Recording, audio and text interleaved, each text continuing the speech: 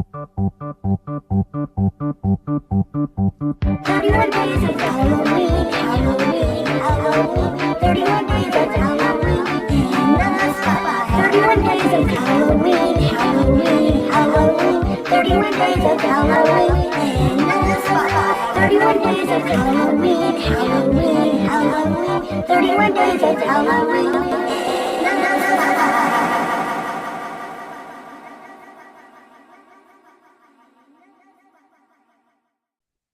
Welcome back, boys and ghouls. This is part of our Halloween extravaganza.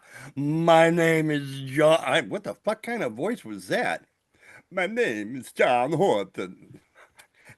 I can't even be spooky anymore. Fuck, being old sucks. My name's John Horton, and I'm Kyle Pierson, and I'm not even going to attempt a voice. I did that in the last episode. Earlier, we did 3 apiece movies that were underrated that we thought deserved your attention. This time, since it's Halloween season, we're going to do 3 horror films that we think deserve your attention. I'm going to start off with one. Anytime people talk about Exorcist movies, it's always The Exorcist and its sequels.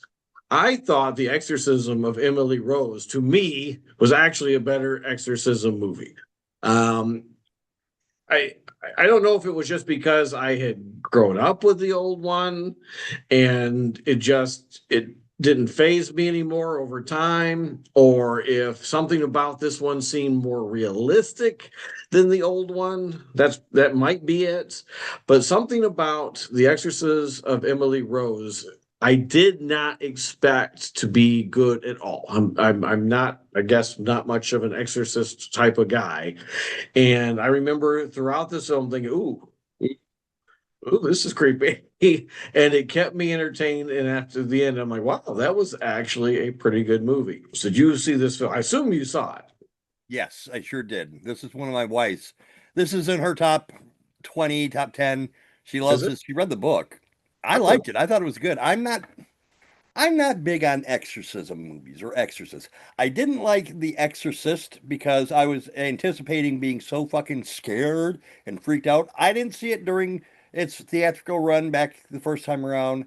I seen it on DVD for the first time, really, and it didn't do shit for me. I had no moments of, oh my God, they flashed the face. No, nothing.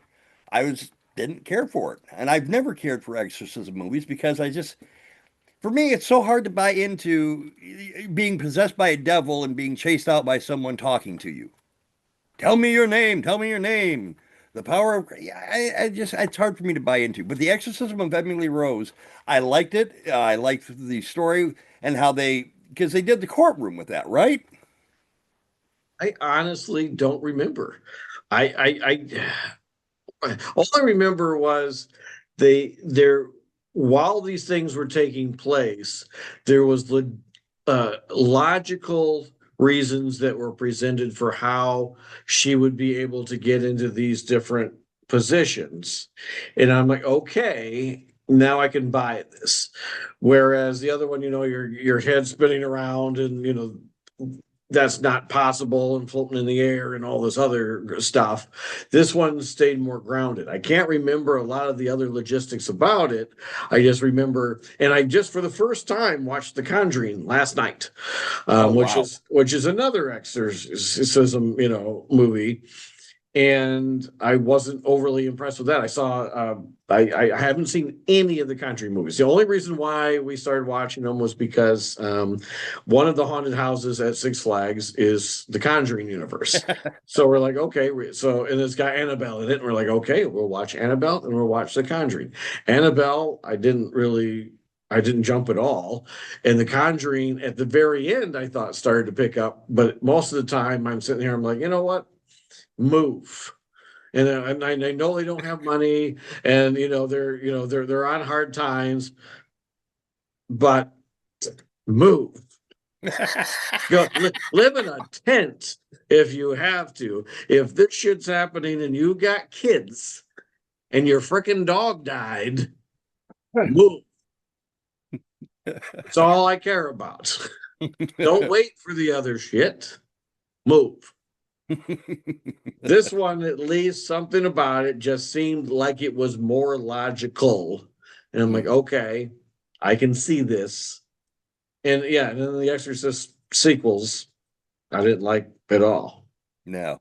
No, I So didn't yeah. really care for any. So About the only other exorcism movie that I really enjoyed, really truly enjoyed, not just could say I could watch that again, but truly enjoyed was that one that I don't even remember what it was called, but it was Eli Roth did it, and that one had a sequel too. It was the preacher, the guy who was doing the exorcism was a fraud, and he had all these gimmicks in his little pouch that to make things happen. Like he had things rigged under the bed to make it bounce around and shit, or he'd have I don't okay. remember what the fucking movie was called, but it was really I enjoyed that one. And it turns out at the end, Yeah. bitch really was possessed. Yeah, Exorcism of Emily Rose, that was good. I enjoyed that.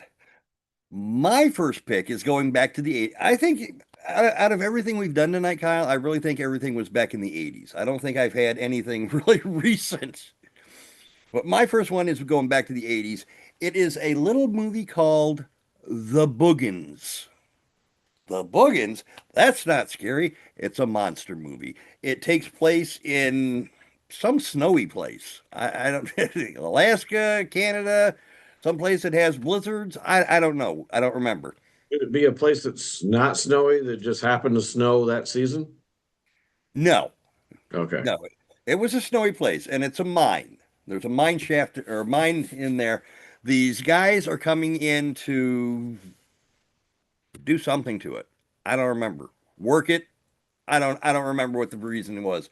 But our main characters, two guys and their girlfriends, come to this town to do something with this mine that's been abandoned.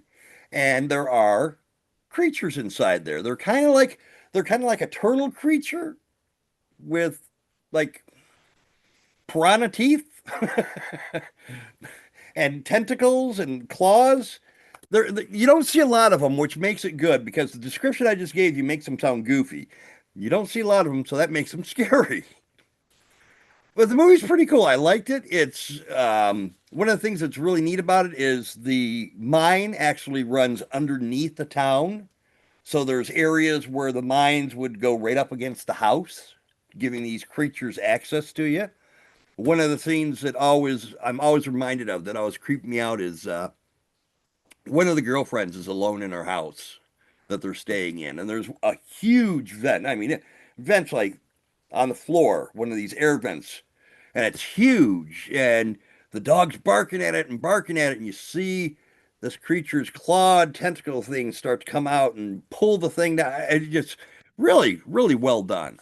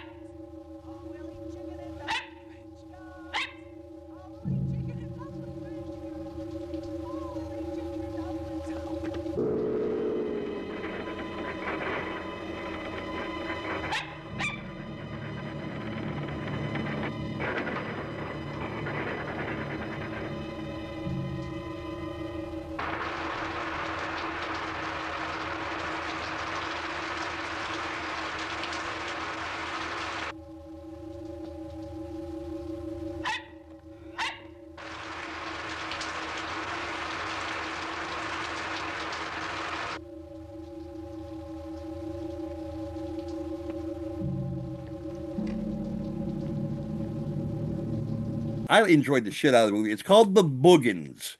This one I did look up. It is on Amazon Prime, but you have to buy it or rent it. It's not a freebie. I'm glad that there's some research involved in this, because while we're doing this, because we're recording like 5 or 6 episodes all back to back tonight, and we're discovering that maybe we should have gone back and watched some of this stuff freshly before we talked about it, because there's so many things we're talking about how great it is and how you need to see it, and then we're asking each other questions, and we're like, I don't remember. It's like, well, it's so good. Why haven't we seen it recently? We should pull this stuff up. Yeah. So one day, Credibility issue, Kyle. that's true. We have All lost right. all credibility. List the first movies you think of when I say Wes Craven. Nightmare on Elm Street. What else? Shocker. Okay. Anything else? Serpent in the Rainbow. Okay. There we go. There we go. There we go. Again, not top of mind, but one of my favorite horror films from back in the day. I don't know if this is the movie that made me claustrophobic, or I was claustrophobic and that's why I enjoyed the movie so much. But Serpent in the Rainbow is about what it's hard to describe, but there's an element of being buried alive throughout this film. And the thought of that alone just I am very claustrophobic. And the thought of it drives me bananas, and it just creeps under my skin. And the fact that at one point you're not in control of yourself and you're alive, but they think you're dead, and then you end up being buried. It is just an incredibly frightening concept that if you just took that alone, that was enough for me to enjoy the movie. There was other elements of the film that were also enjoyable, that makes me think of this film, but that was the main premise. I mean, it's right there on the damn cover, so I'm not giving away anything. But this is a movie that when I think about old horror movies, this one always pops into my mind as one of the first ones that I think of.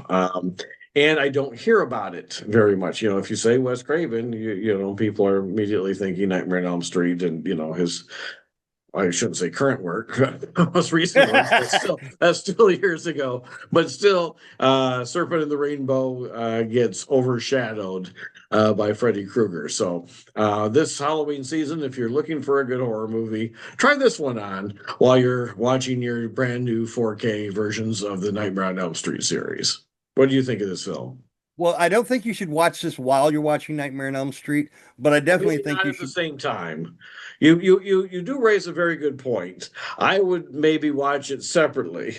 Yes. Yes. In between, maybe. It's a good way to break up the films. You watch a Nightmare, you watch a Serpent. You watch a Nightmare, you watch a Boogans. You watch a Nightmare, you watch a Rainbow. Because it's Serpent and the Rainbow. Oh, yes. You. You're the witty one. I like Serpent and the Rainbow. I have, quite honestly, I haven't seen it in so long. I remember very little about it except don't let them bury me. I'm not dead. And I feel like he gets a hammer to the nuts. Oh my God. That's right. That's right. I forgot about that. That was the other thing. That got me. Oh my God. How did I forget that? Oh my God, that's right. That was this movie too. Yep. Oh yeah, that was horrifying. Yeah. There's a whole bunch of things that you never want to have happen to you that happened in this movie. Like I'm saying, I'm thinking of these other things. I forgot. How did I forget that? I guess my mind has been spending all these decades trying to block that from my memory, because I remember at the time I couldn't get that out of my head.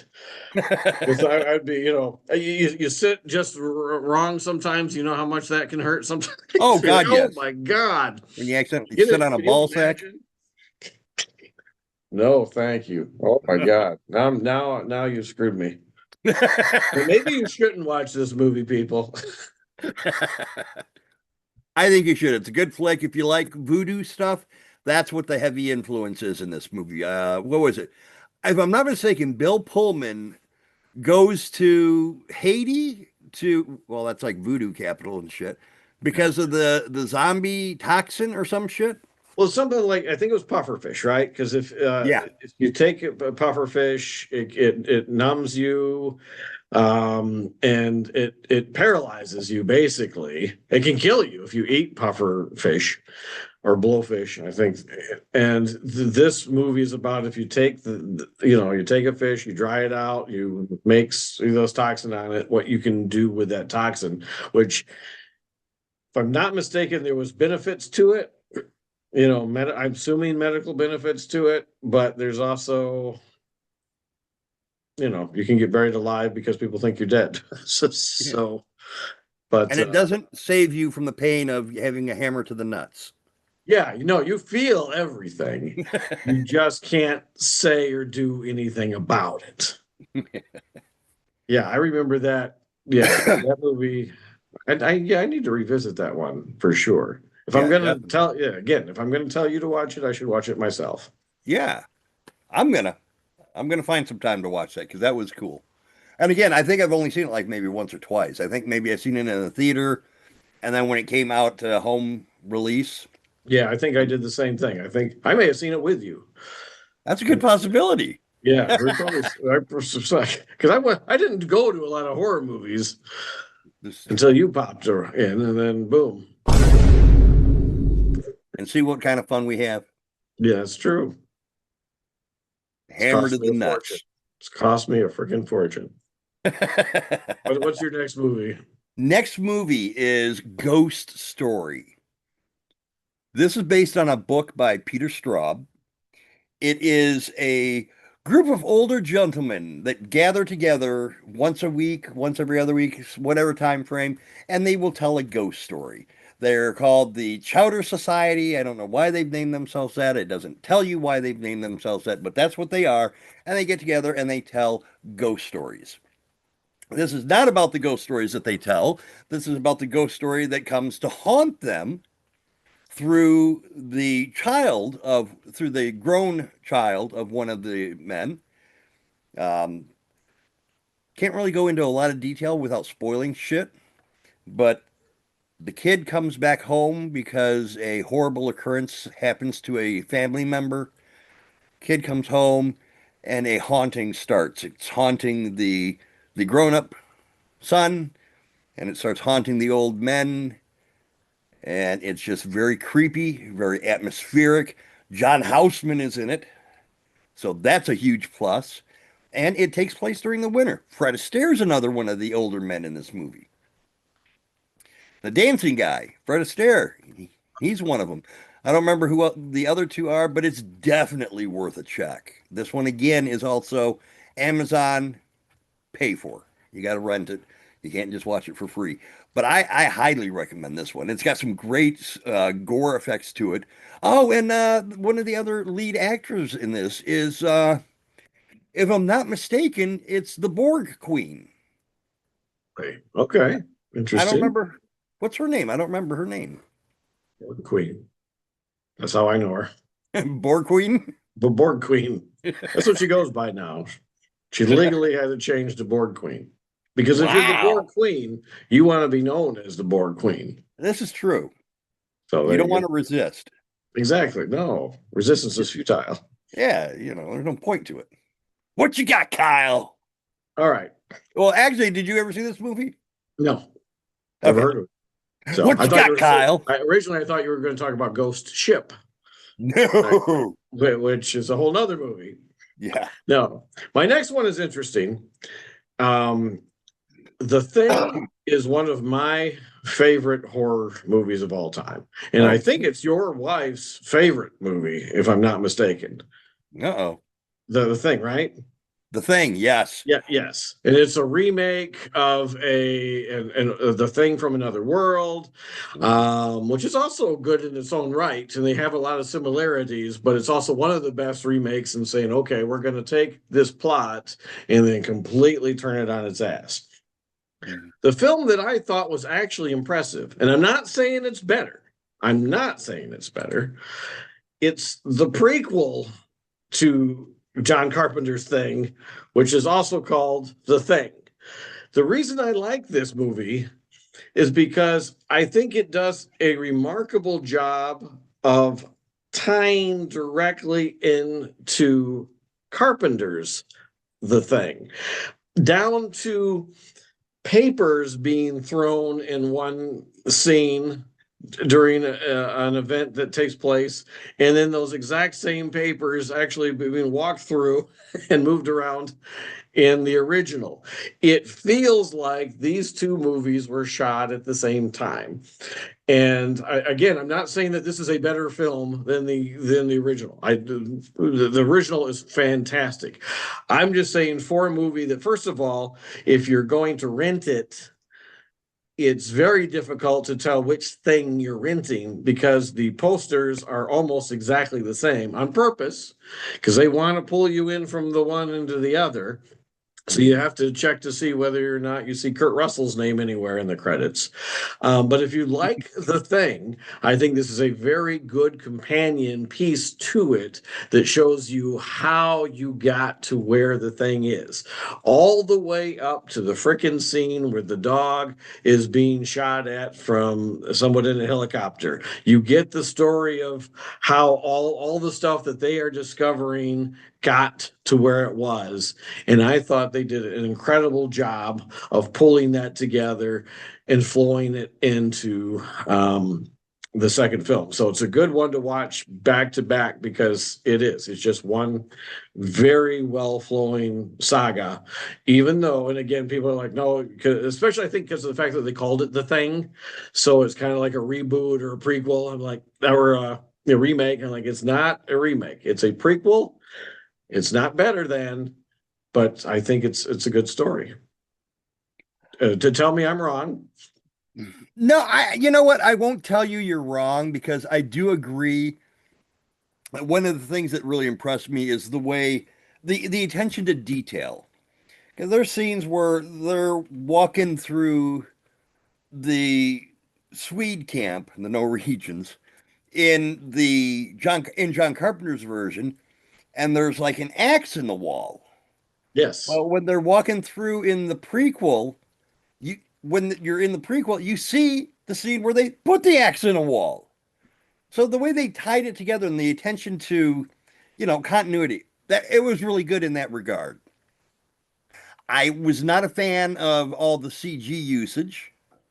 I think they would have worked better with practical effects. I mean, my God, they did so well with the John Carpenter's version Yeah.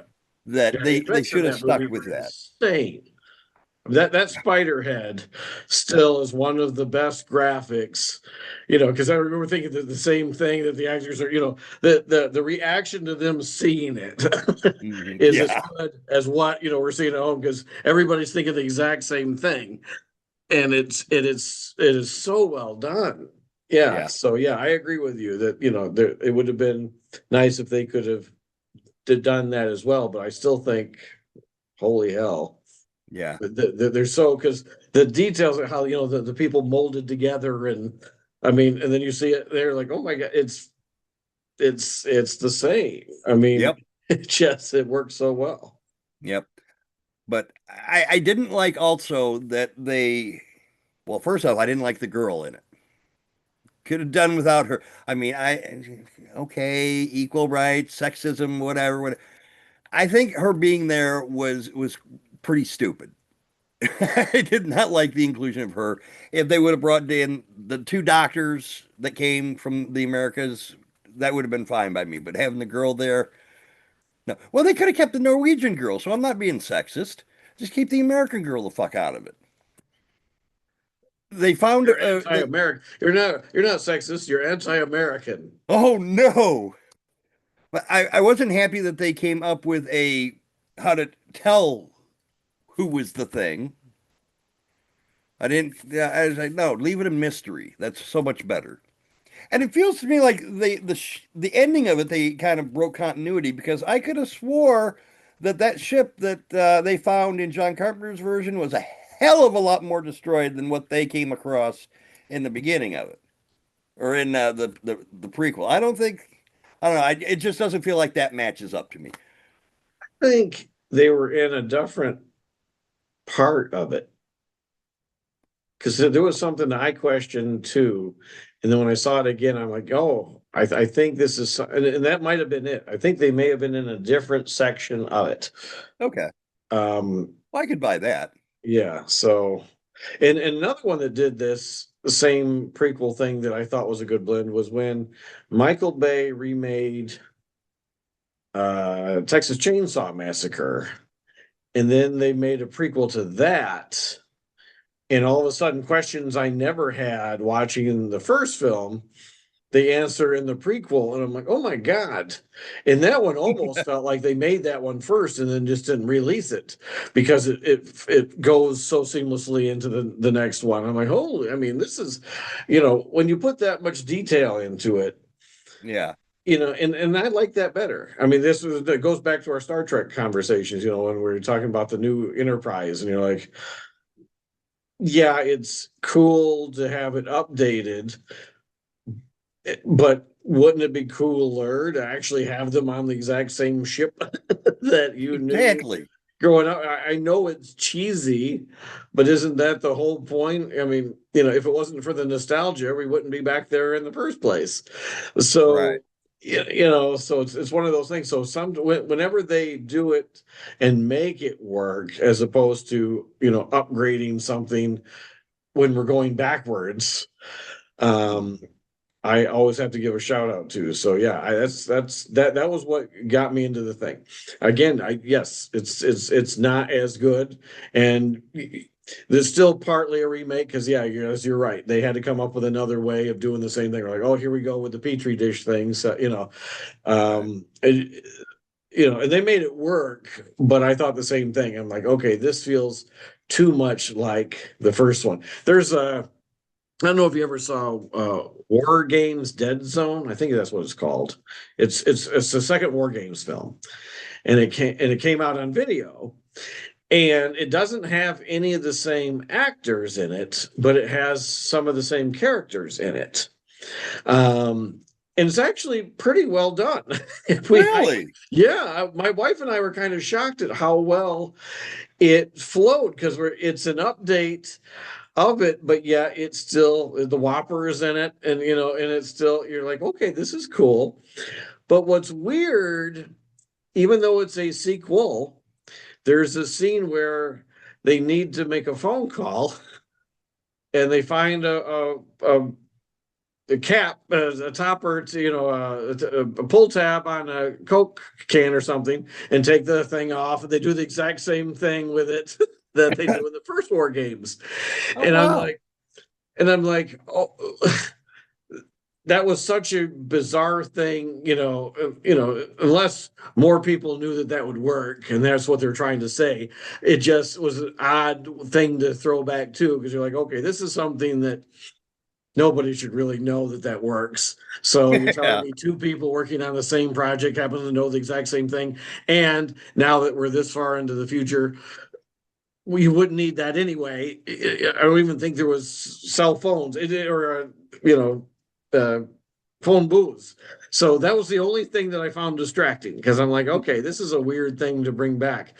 But the rest of it um, is actually pretty well done. I think it's called Dead Zone, War Games Dead Zone, and it's the first few minutes you're like, okay, this is going to be a cheap ripoff. But if you keep watching it, it's both my wife and I were both equally impressed. We're like, okay, not bad for we never heard of it coming anywhere, and then it just pops out of nowhere. Yeah. Wow. So yeah, Yeah, I so knew nothing about that. yeah. And what's weird is they also have like a cameo role in it, which they make a big deal about, but then it's not the same actor, so it's kind of weird because you're like, what's the big deal about bringing this person back if you're not going to have the same actor? Because it sounds like you're building up to something. I think one of the Revenge of the Nerds did that. They brought back Lewis Was it Lewis or Gilbert? One of them. Yeah, Whoever it one was. was It had to be Anthony Lewis. Edward. Yeah, Or no, yeah, Gilbert. Gilbert. yeah, Gilbert. So they bring him back, but it's a different actor playing him. So they have this big drama. Oh, you're back, and I'm like, well, no, this is not him. If you're gonna either don't do this at all, or get the freaking real actor, but don't make a big deal about it when it's not the actual guy. Yeah. So really good at referencing other movies and taking us on a completely You just need to figure out how to segue back yeah to topic. It's yeah. like that one of our earlier videos that we did. I had to throw in that Star Wars clip, the stay on target, stay on Stay target, on target. boom, Yeah. and off Because we whenever you go. can't stay on target, then you got to jump to the Anna countdown to Anaconda. It's coming this Christmas, December 25th. Paul Rudd, Jack Black in your favorite horror movie, now a comedy remake. Anaconda this Christmas. John? You suck. I'm gonna come down there and I'm gonna take a hammer to your nuts. Do we have any more movies or are we done? No, we got one more. I got my last one. All right. This is a Linda Blair film. It's also got Peter Barton in it, who Peter Barton, he was like in one of those sci-fi TV shows. I don't remember which one. Never mind. Doesn't matter. Anyway, Peter Hell Barton Night is Chronicles. what? The Peter Barton Chronicles. There you Is go. that it? No. The Peter Barton Galaxies. No. The Peter Barton Wars. No. Special. No. What the fuck? What now? It's like Misfits of Science or Oh, some yeah. something like that. Love Misfits of Science. I haven't thought about that. I don't even know why that popped into my head because I'm pretty sure he's not in it. But anyway, the movie is Hell Night. It's an 80s slasher flick. I got a cat trying to rip apart my leg. Um, Pretty standard fare. Not a whole lot new brought to the table with this one. It starts off with a frat party outside, big bonfire, and the head of the fraternity issues the task for 4 new pledges where they must go into the haunted mansion where murder took place years before. He goes through the story of Andrew the Gork. I don't know what a Gork is, but that's what this guy is called, Andrew the Gork. I don't even know how to spell Gork. Gork. What? Gork. Gork from Ork. It was a TV series. Hammer. Please don't hurt him. Stop. Hammer time. My anaconda don't want none unless you got buns on. Yeah, there ain't gonna be no anaconda. Cause I ain't got no buns. That was probably information that we did not need to share. Not after your colonoscopy. Andrew the Gork. These folks go into the house. That's The his name, fraternity is Andrew the playing- Gork. What? That's his name, Andrew the Gork. That's what they. Well, the Gork is just what they call him. Not his family. What do they call it? What's Andrew? They don't just call him Andrew? The family does. But it's like why But Leatherface. Gork is what he is. What's a fucking Gork? Don't tell me you know what a Gork is. I know what a Gorn is. That's Star Wars. That's Star Trek. Oh my God. Oh my God. Ugh. We cannot do 4 Are we episodes in one night. wrapped up yet? So it's called Hell Night. Has something to do with Hell the Night's Gork, got. and it's got the Exorcist chick in it. Yep. Check it out. Okay. It's a great fucking movie. It seriously, it literally has one scene in there that I don't get scared during horror movies anymore. It's been a long time since I was scared during a horror flick. It had a scene in there when I seen it the first time that I fucking jumped at. It's not a jump scare. It's not a cat jumping out at you or someone coming up behind you. It's a scene and I fucking, when it started happening, I jumped and pulled back from the TV. I'm like, whoa, what the fuck is that? Scared the shit out of me. Jumping stupid shit. I was watching a comedy like a year ago, and somebody walked around the car. Jesus. It's like, what the hell are you jumping for? Oh, I have no idea. It was a comedy. It wasn't a horror. It wasn't suspense.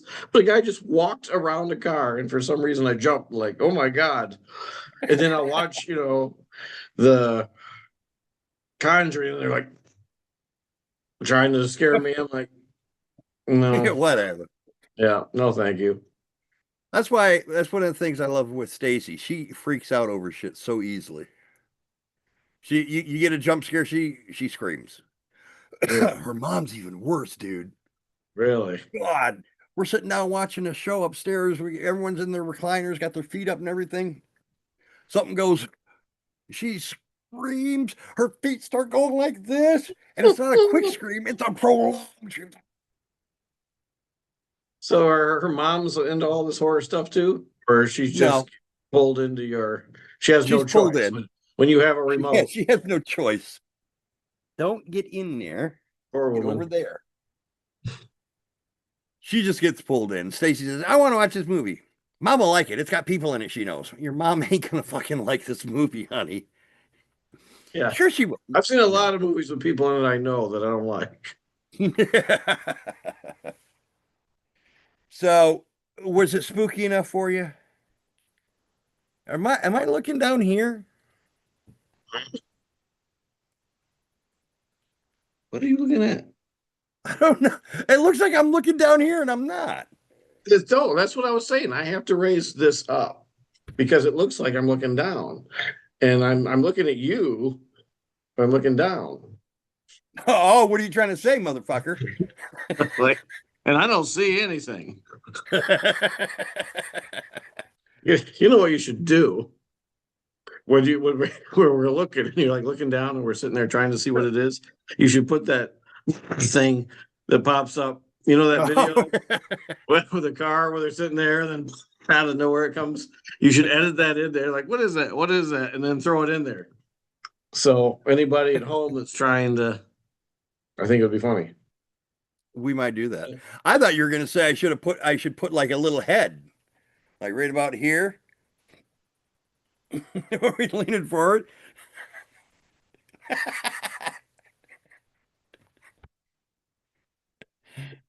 We're in the spotlight. I'm Kyle Pierson. And I'm John Horton. We'll see you next time, boys and girls. Okay.